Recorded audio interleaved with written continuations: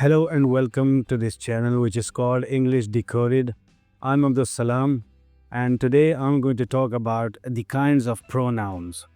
Currently, we are in the middle of covering parts of speech, and up until now we have covered noun and its kinds and adjective and its kinds. Now we are going to discuss the kinds of pronoun. So let's start the video. Personal pronouns. I, we, you, he, she, it. They are called personal pronouns because they stand for the three persons. In every conversation, there are three persons involved. The person who is talking, the second person to whom the first person is talking, and the third person about whom they are both talking. The person speaking, the person spoken to, and the person spoken of. Now, the pronouns I and we, which denote the person or person speaking, are said to be personal pronouns of the first person. The person who is talking and the pronouns used for that person who is talking, they are called the personal pronouns of the first person. That pronoun is called the pronoun of the first person.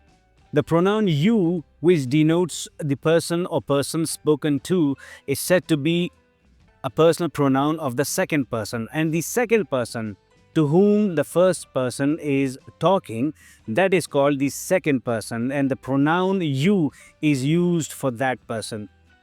The pronoun you is said to be the pronoun of the second person pronoun. And the third one, the pronouns he, she, and they, which denote the person or persons spoken of, are said to be personal pronouns of the third person. And the third person, who is not part of the conversation and about whom they are both talking, that is called the third person. And the pronouns used for that third persons are he, she, and they. These pronouns are said to be the pronouns of the third person. So in a conversation, there are three persons. The first person, the second person, and the third person. And the pronouns used for the first person are called the pronouns of the first person. For example, I and we. And the pronouns used for second person are called the pronouns of the second person, for example, you. And the pronouns used for the third person are said to be the pronouns of the third person, for example, he, she, they. It, the pronoun it, although it denotes the thing spoken of, is also called a personal pronoun of the third person. It is also the pronoun of the third person because it can also be used for a thing or an animal about whom the first two persons are talking. So it also comes in the category of the third person pronouns. Reflexive and emphatic pronouns. What is a reflexive pronoun? When self is added to my, your, him, her, it, and selves to our, your, them, then they are called compound personal pronouns or reflexive pronouns. When we add self to my, your, him, her, it, myself, yourself, himself, herself, itself, or to the plurals of these pronouns, ourselves, yourselves, themselves, then they are called compound personal pronouns or reflexive pronouns. Why are they called reflexive pronouns? Because they reflect back at themselves. Because the action done by the subject turns back, reflects upon the subject. For example, I hurt myself.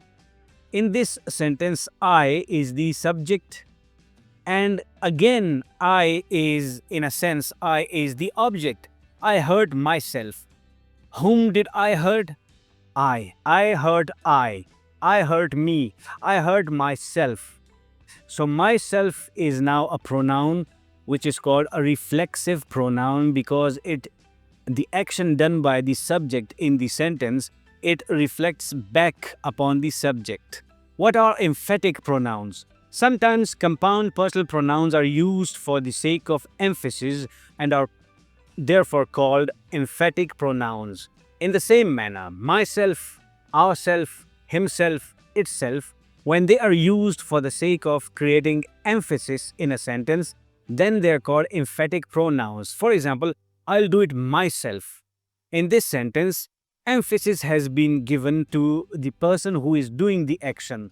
I will do it myself. I am the one who is going to do it. They themselves admitted their guilt. They are the ones who admitted their guilt. Nobody else had to prove anything. They themselves admitted their guilt. Demonstrative pronouns.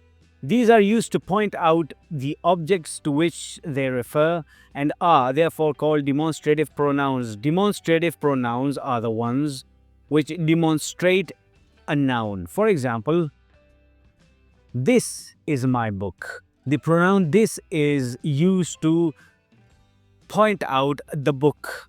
That is a pen. The pronoun that is used to point at a pen. What was that? That, pronoun that, has been used to demonstrate something, to point out something. What was that? The identity of that thing is not known, but something has been pointed at. Some of you might think that aren't this, that, those, these demonstrative adjectives? Yes, they are demonstrative adjectives, but they are also demonstrative pronouns. It depends on how these words have been used in a sentence. While being used as demonstrative adjectives, they qualify a noun. This pen is mine. While here, as demonstrative pronouns, they've been used instead in the place of a noun. Indefinite pronouns. All those pronouns which refer to persons or things in a general way but do not refer to any person or thing in particular. They are called indefinite pronouns. They are pronouns. They are used in place of nouns, but the nouns in place of which these have been used, they are not known, they are not definite, they are vague. For example, one hardly knows what to do. One, pronoun one, is used for many people, for one person or all the persons. One hardly knows. It means people hardly know what to do, or every person hardly knows what to do. They say that one of the local banks has stopped payment. They, the pronoun they, has been used here as an indefinite pronoun. We don't know who they are, but they are, the pronoun they is pointing at some people. But we don't know the identity of those people. It is indefinite. So those pronouns which are used to refer to things, to refer to nouns, but in a general way, in an indefinite way. Distributive pronouns. What are distributive pronouns? Each, either, neither are called distributive pronouns because they refer to persons or things one at a time. For these reasons, they are always singular and as such followed by the verb in singular. Distributive pronouns are those pronouns which refer to things one at a time. In a group, they refer to things in a group but at one at a time.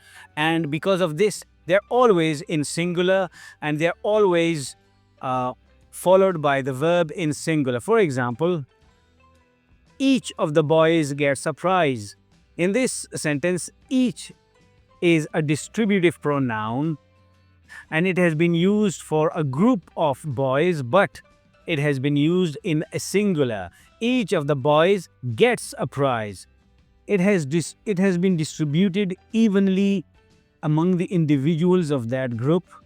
Each of the boys, every single one of the boys is going to get a prize. Neither of the accusations is true. It is referring neither, the pronoun neither is referring to a group of accusations, but it is pointing at each of them one by one. Neither of the accusations is true. So those pronouns which point at things in a group one at a time, those pronouns are called distributive pronouns. That's all for today.